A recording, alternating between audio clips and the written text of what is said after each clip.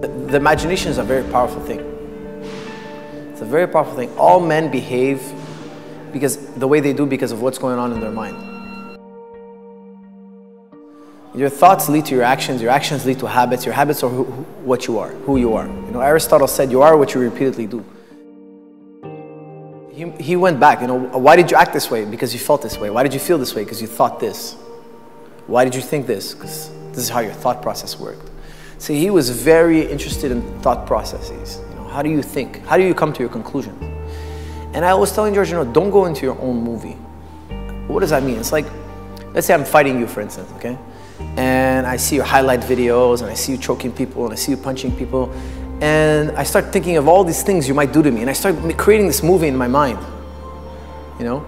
And it's like for me, I had a fear of flying once upon a time.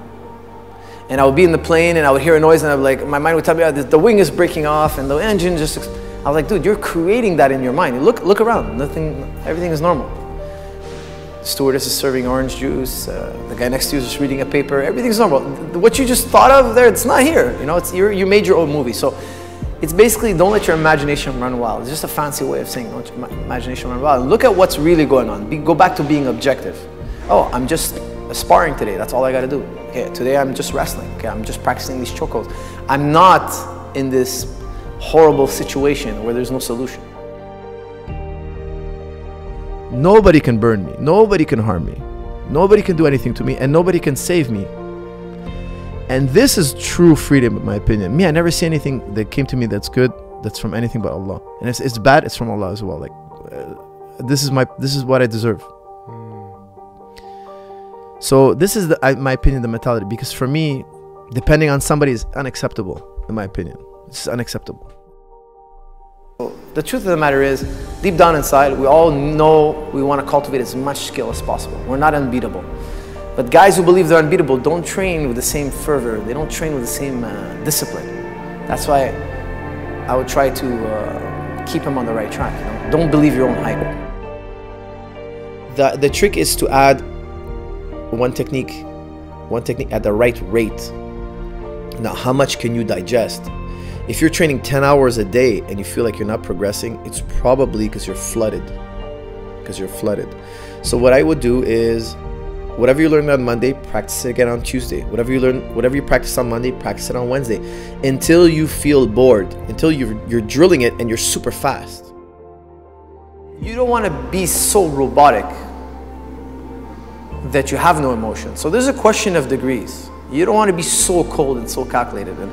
And you know, you don't want to be like Spock, for instance. You go so, everything is just pure reason, because then you lose creativity. It's about building, you know. It's not about trying to learn everything at once. And it's not about being so narrow-minded that you only focus on, okay, I'm only going to do guillotine because guillotine worked for me in the last 3 matches and I'm a guillotine freak and da-da-da. And then the guy's going to say, look, avoid this guy's guillotine like the plague, and he's got nothing else. You know, so I highly recommend that you slowly digest the techniques and only move forward to a new cluster of techniques once you have a technical speed. You know it's boring to you, you feel confident that you know the move, you're hitting them in practice. Now it's time to put that to rest and add another cluster. There has to be an art. We don't want to suppress it to 0. But the majority of people's emotions are here, that they can never use reason. Where what you want is to be here. But you don't want to be here either. Because then for you, there's no subjectiveness, and you can't see. Subjectiveness is a reality of the world. You're just a regular Joe. You're just a guy. It's not you that's good, it's the jiu-jitsu that's good, it's the wrestling that's good, it's the Muay Thai that's good. You master that, it'll work for you. You know, if you take a Gracie and don't teach him jiu-jitsu, his jiu-jitsu is no good. He's just a regular guy.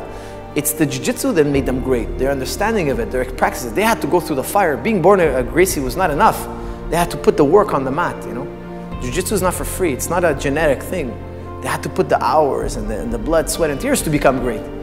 And that's what I believe in, you know. I believe in the work. And sometimes fighters start looking in the mirror and they believe in themselves. That's the problem. Look, think about how many hours you have to spend on the mat to get good.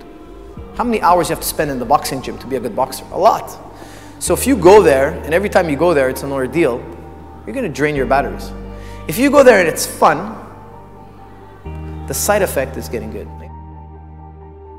People tell me, hey coach, I want to lose weight. What's the best way? I always ask him this. How did you get fat? Did you say, hey, how am I going to get fat? And you worked really hard towards getting fat? Or were you just enjoying these delicious meals and fat took care of itself? Getting fat was easy. I did it by accident. I got so fat that I can't even, they have to bring a crane to get me out of the house. You can get that fat. Why? Because you were focused on eating and fat took care of itself. I said getting in shape is the same thing. Getting good is the same thing. Focus on training, having fun, and the getting good part takes care of itself. Just how you got fat, you can get really good. Go in there, have fun, play, be open-minded, learn, persistent, and the good will come in. Some people, they diet for one day, they measure themselves on the scale the next day. They skip a meal, then they're always measuring their weight, they drive themselves crazy. Those people, they're gonna hit a wall. Have fun, enjoy it, be open, and getting good will take care of itself.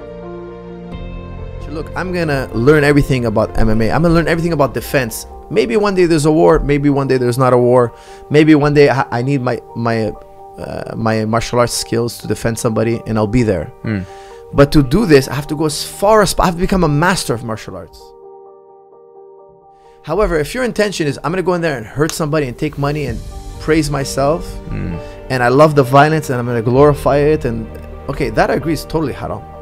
Me, when I go there, my intention is to learn, is to become more skilled, more knowledgeable. So if somebody tells me, hey, how do we protect ourselves? I have an answer that I'm very confident in. This is my intention. It's to learn what is authentic on the battlefield. Some people are only about fighting, and I find it's really, really bad. I'll tell you why. Because I've had fighters that their whole life is about fighting. They don't have friends, they don't have family, they sacrificed everything. They left their country, they don't talk to nobody. They train in the morning, they sleep in the afternoon, they train at night, they sleep at night. They don't have anything else. But what happens if fighting fails, which you're gonna have a failure here and there, it's so psychologically damaging because it's the only thing they have, that training now is a chore, it's a stress. There's so much pressure. Like on fight night, they're hyperventilating, they're too stressed, because they have nothing else to fall back on. They're either gonna, that's how we say, don't live and die in the cage, don't live and die on the mats. When you go to practice, don't live and die. If you get tapped out, it's like you died, and if you win, if you had a good day, it's like you lived. You're the best. You know, it's such there's so much on the line. There's so much on the line that your personality is warped.